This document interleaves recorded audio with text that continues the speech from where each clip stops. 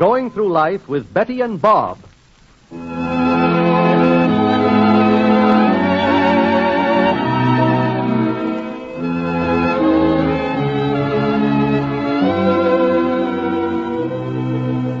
This is Milton Cross, ladies and gentlemen, inviting you to join us for a visit with Betty and Bob Drake. But first, a few words from a friend of yours.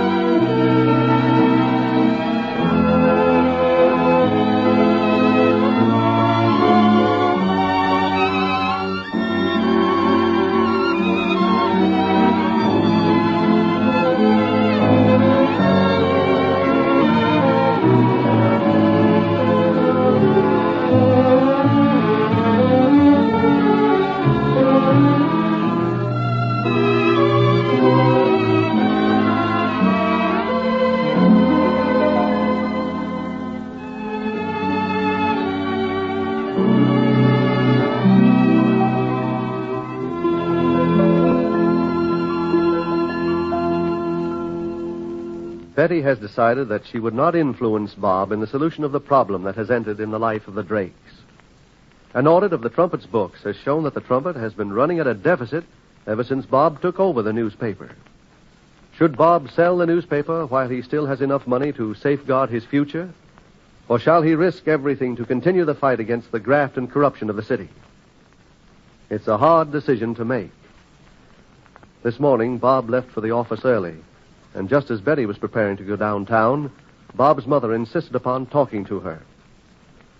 Mrs. Drake feels very strongly about Bob's not continuing the newspaper, and we find her still trying to convince Betty that she must use her influence with Bob. I'm sorry I can't do what you ask, Mother, but Bob must make up his own mind. Oh, Betty. I hate to see you so unhappy about this. When I think of those two babies... Now, Mother, you're taking this much too seriously. Bob isn't going to do anything to jeopardize the babies. Well, dear, why doesn't he give up the paper altogether? Then we could move somewhere away from here where we could all lead such a peaceful, quiet life.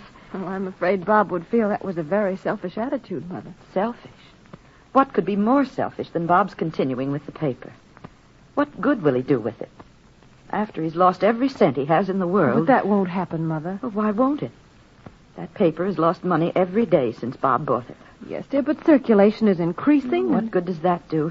He'll never be able to get his money back.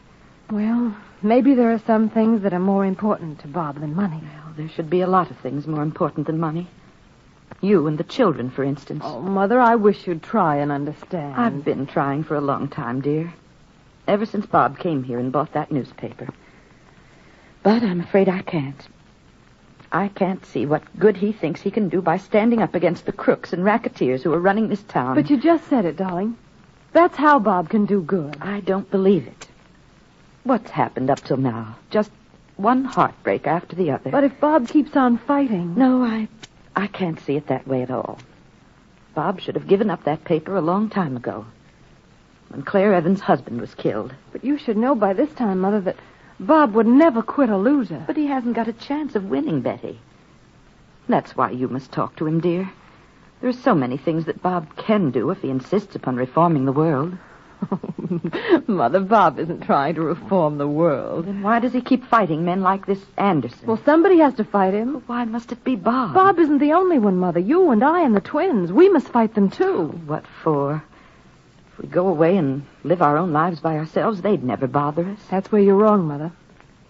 It's just because there are so many people who want to lead only their own lives and who aren't interested in the lives of other people, that there are men like Martin Anderson. Well, maybe I don't understand those things the way you do, dear. One thing I do understand, Bob must give up the newspaper. I'm afraid you'll have to convince Bob of that, Mother. I wouldn't even try. And tell me, how about Sam Carter?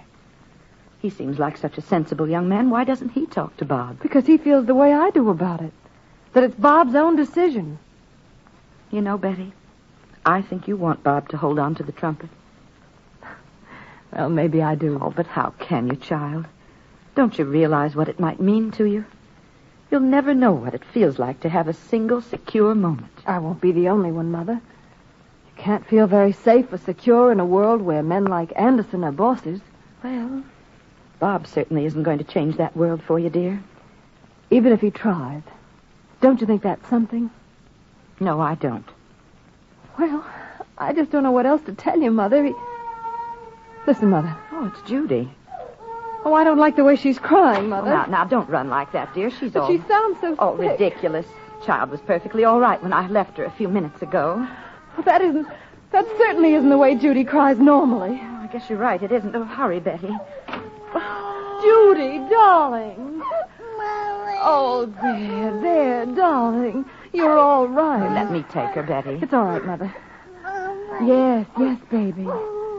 What is it? Does anything hurt? Here, Betty. You better wrap this blanket around her. Thank you. There you are, darling.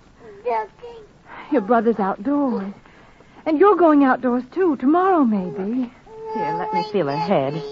Mother, do you think she's feverish? Now, don't get excited, dear. Child can run a little temperature, and it'll mean absolutely nothing. She feels so warm to me.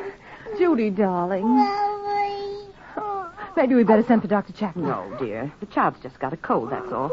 Keep her in bed and feed her lightly today, and she'll be fine tomorrow. Well, I think we ought to call him anyway, Mother, just to make sure. All right, darling. Mother'll stay with you for a while. But I thought you were going down to the office, Betty. Well, I'd better not today. I'd better not, but I'd better call Bob. I was going to bring some papers down. Well, now, if you're going to stay home... Yes, I'd better. I'll go downtown. There are a few things I want to do, and I can drop the papers at the office. Oh, Judy, you look so determined, Mother. Are you sure that's all you're going to do at the office? Well, Bob's mother certainly seems up in arms about Bob's decision to continue as publisher of the Trumpet. And since Betty has refused to intercede, Mrs. Drake, as soon as she was certain that Judy was all right, marched down to the Trumpet office to speak her mind to her son. We find her now alone with Bob in his office. You're sure Judy's all right, Mother? Of course she is. It's nothing but a little cold. Well, that's what Betty said over the phone. Well, if you don't believe Betty or me, why don't you call Dr. Chapman and check up on us? You're certainly in a very belligerent mood, Mother. Am I? Yeah, the way you came storming in here, I was afraid you were an indignant reader. Now, son, you've got to listen to me. Well, of course, Mother. I always do. Don't try any of your charm on me, Bob. I want to talk to you seriously. Right now? Yes, right now. Well, all right, Mother, but I'm warning you I have an appointment at 2:30. What I have to say won't take more than 10 minutes. Mother, what is it? It's not Judy. No, Judy's all right. It's you that I'm worried about. Well, I feel fine, Bob, you know perfectly well what I'm talking about. I'm afraid I don't. I had a long talk with Betty this morning, and I felt that I just had to talk to you. You've got to give up this newspaper, Bob, before it's too late. Now, wait a minute, Mother. You've got to listen to reason, son. I wouldn't come here and talk this way if I didn't believe it was vitally important. Well, Mother, I'm afraid there's a lot about this business that you don't understand. I understand enough to know that right now you've got enough money for you and your family to be able to live comfortably for the rest of your life. Surely, but... But if you keep running this paper, you won't have a penny in 6 months. Well, that's a possibility, Mother. A possibility. It's a certain fact. But even if it were only a possibility, do you think you've got the right to even take a chance like that? Well, now, Mother, this is hardly the way to discuss the situation. It's the only way to discuss it. Now face the problem honestly, son. You've got a wife and 2 children. Your first allegiance is to them. I'm not even questioning that, Mother. Then how can you even consider plunging them into poverty? Oh, Mother, that's a very dramatic statement. Well, maybe it is, but you can't deny that it's true. You're just taking this money that rightfully belongs to Betty and the children and throwing it away on some crazy ideal. Well, that's not how I feel about it, Mother, and I'm sure Betty doesn't feel that way Of either. course she doesn't. Betty would follow you anywhere, make any sacrifice for Nobody's making any sacrifices. you. Betty is. She knows what it means to be poor. She's been through enough of the struggle with you, Bob, to know that. Betty never complained. Oh, of course she didn't. But you don't think she enjoyed it, do you? Going without pretty clothes, a pleasant home, all the things that are important in a woman's life. Now, Mother. And now you're going to take all those things away from her again. But, Mother, Betty wants this as much as I do. Because she loves you, Bob. She's willing to do anything for your happiness. And you're being selfish enough to take advantage of that love. Please, Mother, don't say things like that. I've got to, Bob. I must think of Betty and the children. Well, I think of them. Then you make the sacrifice for them, Bob. Give up the paper. I wish things were really as simple as you seem to make them, Mother. Will Bob listen to his mother?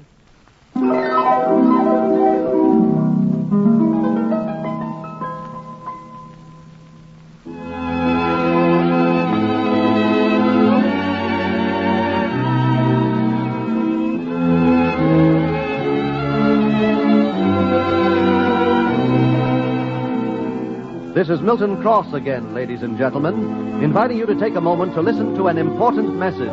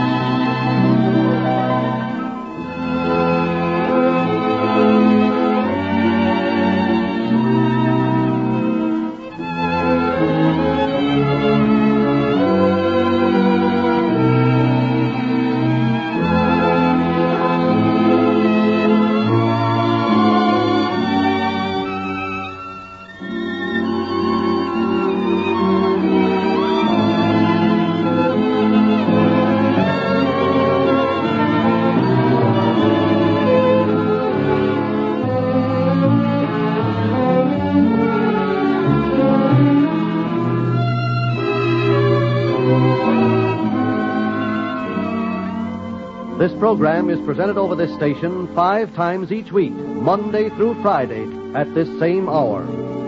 Join us when we next meet Betty and Bob. Your announcer, Milton Cross.